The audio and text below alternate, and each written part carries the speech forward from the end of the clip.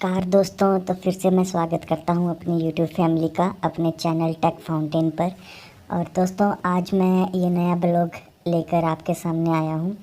तो दोस्तों, इस ब्लॉग में जो रहेगा वो सभी मोटिवेशनल थॉट्स रहेंगे, जो भी प्रेरणात्मक जो भी कथन रहते हैं बड़े बड़े लोगों के, मैं उनको भी थोड़ा सा कोट करूँगा। और जो लाइफ में जो भी सीखा है या जो भी बातें हुई हैं, मैं उनको इस यहाँ पे बताऊँगा।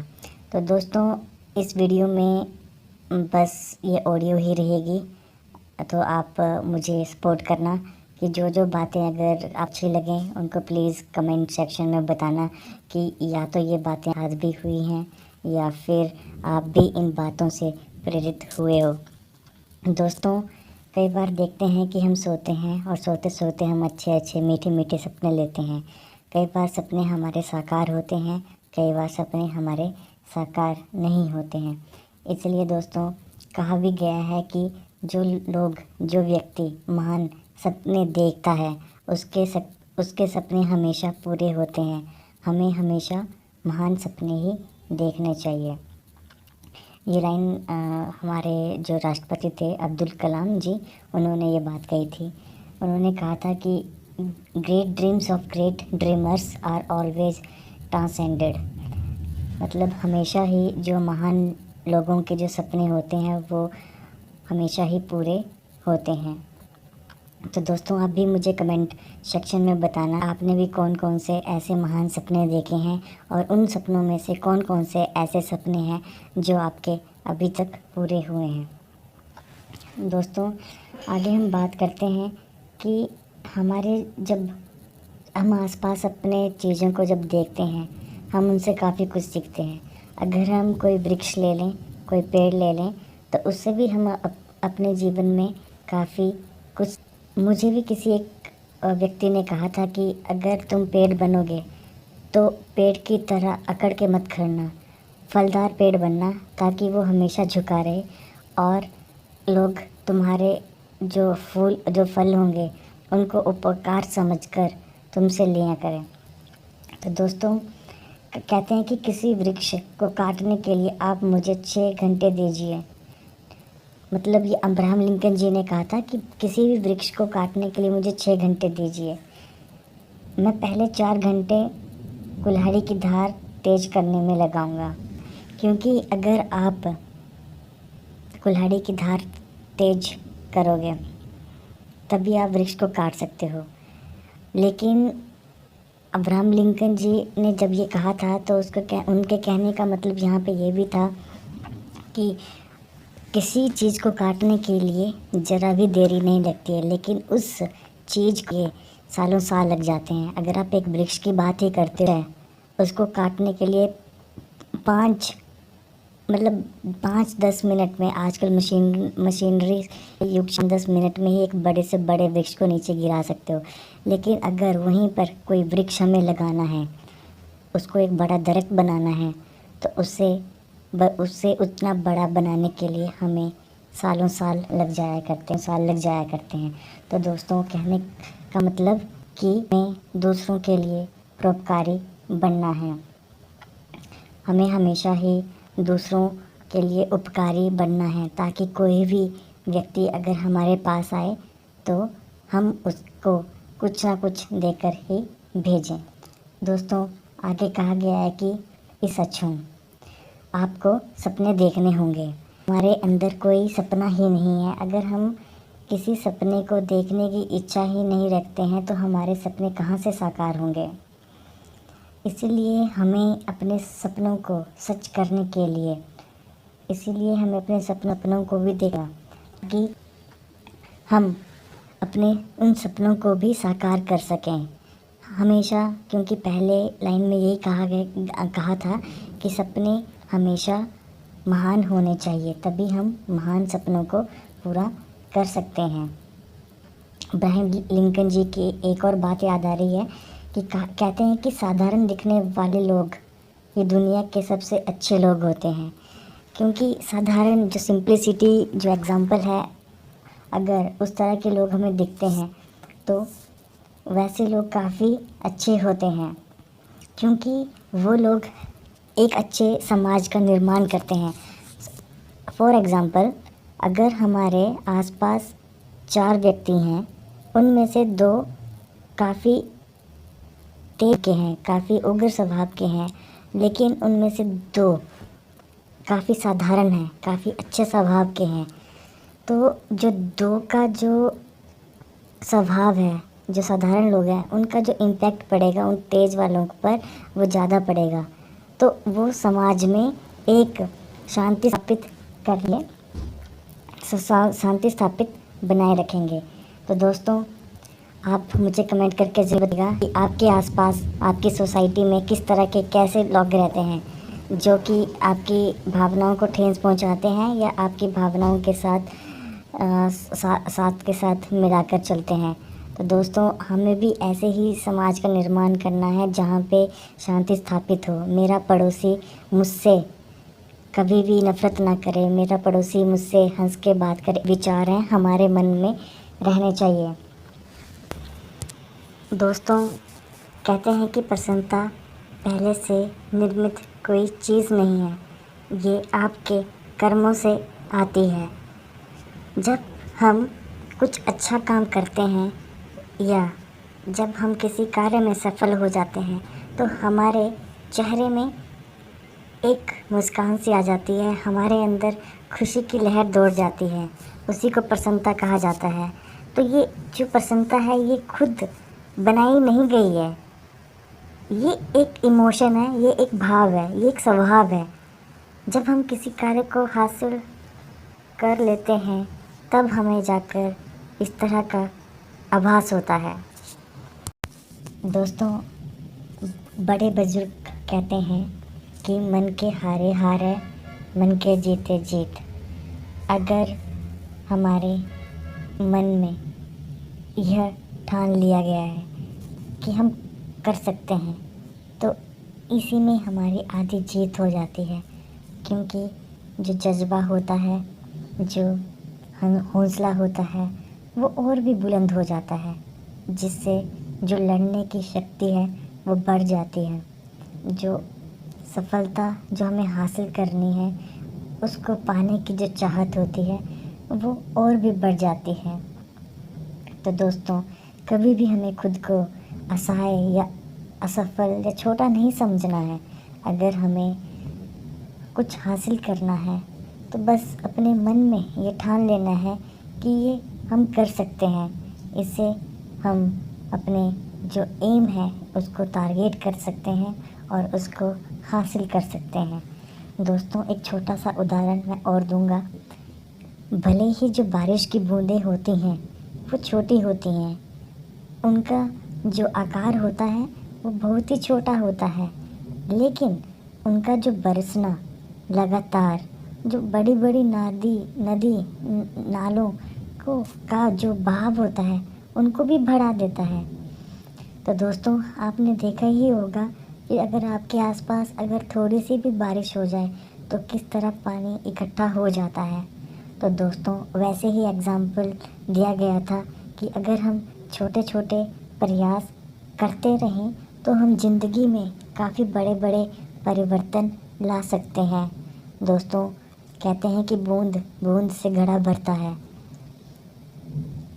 अगर हम छोटे छोटे प्रयत्न अपनी लाइफ में करते रहें तो हम एक ना एक दिन जो मुकाम हमने हासिल करना है हम उस मुकाम तक इजीली पहुंच सकते हैं और उसको हासिल कर सकते हैं। दोस्तों, अच्छा दिखने के लिए नहीं, अच्छा बनने के लिए जीना है। दोस्तों, हमारे पास आजकल काफ़ी प्रोडक्ट्स हैं जिसको हम यूज़ करके अपने चेहरे की जो सुंदरता है उस पर निखार ला सकते हैं। लेकिन दोस्तों, क्या वाकई में ही वो निखार हमारे जीवन में निखार ला सकती है? आप इस बात को ज़रूर कमेंट करके बताना कि आपका इस बारे में क्या ख्याल है। दोस्तों, अगर हम अच्छा दिखने के लिए अच्छे कपड़े पहने, अच्छा दिखने के लिए हम अच्छा श्रृंगार करें, अच्छा फेस वॉश लगाएं, क्रीम लगाएं, पाउडर लगाएं और शेव करें, क्लीन शेव करें और अच्छा दिखें। तो दोस्तों, क्या आप बता सकते हो कि ये हमारे जीवन के और जो व्यवहार है इसमें परिवर्तन ला सकता है? तो दोस्तों, कृपा करके इस बारे में तो आप नीचे ज़रूर कमेंट करना। दोस्तों, ये जो हमारी ज़िंदगी है, ये हमारे लिए एक तरह का मिरर है, एक तरह का शीशा है। जब हम मुस्कुराएंगे तभी ये मुस्कुराएगी, अन्यथा ये हमें रुलाएगी। तो दोस्तों, अगर हमें खुश रहना है, कहते हैं कि दुनिया में ऐसी कोई भी चीज़ नहीं है जो हमें खुश कर सकती है। क्यों? इसका आंसर है कि जब तक हम खुश ना हो जाएं, जब तक हमारी इच्छाएं खुद ही कम ना हो, तब तक हम कोई भी चीज़ पा लें, हम खुश नहीं हो सकते। दोस्तों, कहते हैं कि देर से बनो पर ज़रूर कुछ बनो, क्योंकि लोग वक्त के साथ खैरियत नहीं, हैसियत भी पूछते हैं। अगर आपके पास पैसा है, रुतबा है, मैं यहाँ पे बिल्कुल डायरेक्ट और फ्रैंक बात कर रहा हूँ कि अगर आपके पास हैसियत है तो लोग आपकी पूजा करेंगे, आपका सम्मान करेंगे। और जिस दिन आपके पास पैसा गया, रुतबा गया, या आपकी जो जो पोस्ट है वो गई, तब आपको लोग पूछेंगे भी नहीं। दोस्तों, अगर आप भी मेरी इस बात से सहमत हो तो प्लीज़ कमेंट करके बताइएगा। इस पर मैं आपको एक और एग्जांपल देना चाहता हूँ कि दोस्तों, अगर आप जॉब कर रहे हैं और जब आप जॉब पर हैं तब आप एक अच्छी पोस्ट पे हैं, सपोज आप एक एसआई की पोस्ट पे हो या एएसपी की पोस्ट पे हो, तो लोग आपको सल्यूट करेंगे, लोग आपसे डरेंगे, आपकी रिस्पेक्ट करेंगे। जिस दिन आपके रिटायरमेंट का दिन होगा, उसके बाद दोस्तों आपको कोई भी नहीं पूछेगा। चाहे आप कितने भी बड़े ऑफिसर का ना हो, चाहे आप नेवी के हो या आप आर्मी में कैप्टन हो, लेफ्टिनेंट हो या और भी बड़ी बड़ी पोस्टों में हो, आपको कोई भी दुनिया में कोई भी लोग पूछेगा नहीं। अगर आप किसी सरकारी दफ्तर भी चले गए, वहाँ पे भी आपको बाहर वेट करने को बोला जाएगा। तो दोस्तों, यही दुनिया की फितरत है। तो इसलिए कहते हैं कि देर से बनो पर ज़रूर कुछ बनो, क्योंकि लोग वक्त के साथ खैरियत नहीं, हैसियत भी पूछते हैं। तो अगर आप एक समाज में एक अच्छा आपका रुतबा है, आपकी पहुंच है, तो आपका नाम चलेगा। जब तक आपके पास पैसे होंगे तब तक आपका नाम चलेगा। दोस्तों, सब कहते हैं कि सबकी अपनी अपनी अहमियत होती है। अगर हम सुई की बात करें तो सुई की एक अपनी अहमियत है। अगर मैं तलवार की बात करूं तो तलवार की एक अपनी अहमियत है। हम तलवार की जगह सुई का यूज़ नहीं कर सकते और सुई की जगह तलवार का यूज़ नहीं कर सकते। दोस्तों, वैसे भी कहा गया है कि किताबों की अहमियत अपनी जगह है जनाब, सबको वही याद रहता है जो वक्त और लोग सिखाते हैं। क्योंकि कुछ बातें ऐसी होती हैं जो ज़िंदगी की किताब हमें सिखा कर चली जाती है, भले ही उस इंसान ने कितनी भी किताबें क्यों ना पढ़ी हो या उसने पीएचडी ही क्यों ना कर ली हो। जो सीख जो आती है ज़िंदगी में, वो इंसानों के तजुर्बों से और उसकी गलतियों से आती है। दोस्तों, विश्वास के बारे में भी बात की गई है कि एक दिन आप उस स्थान पर होंगे जहां आप हमेशा रहना चाहते थे, इसलिए विश्वास करना बंद ना करें। अगर जहां आपकी अहमियत ना हो वहां जाना बंद कर दो, चाहे वो किसी का घर हो या चाहे किसी का दिल। क्योंकि अगर आप वहाँ पे चले जाते हो, वहाँ पे आपको अगर बेइज्जत करके आपको बाहर निकाला जाता है, तो ऐसे चीज़ों का फिर करना ही क्या है। ज्ञान से शब्द समझ में आते हैं, अनुभव से अर्थ।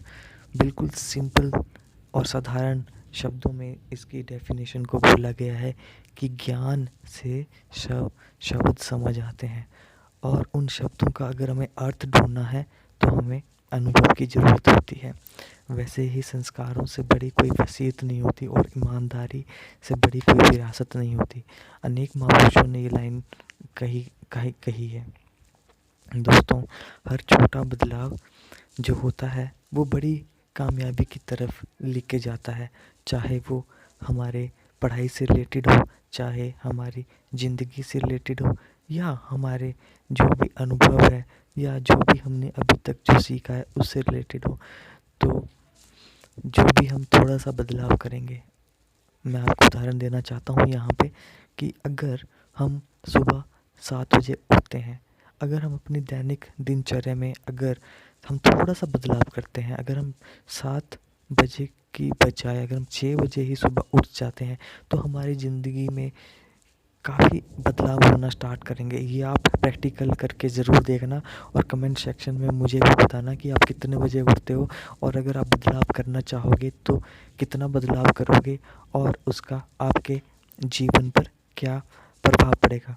तो दोस्तों, नीचे जाके अभी इसी वक्त आप कमेंट सेक्शन में ये बात मुझे शेयर कीजिए, ताकि हम भी देखें दोस्तों आपके साथ साथ कि ज़िंदगी में क्या बदलाव आ रहा है, मेरी ज़िंदगी में क्या बदलाव आ रहा है और आपकी ज़िंदगी में क्या बदलाव आ रहा है।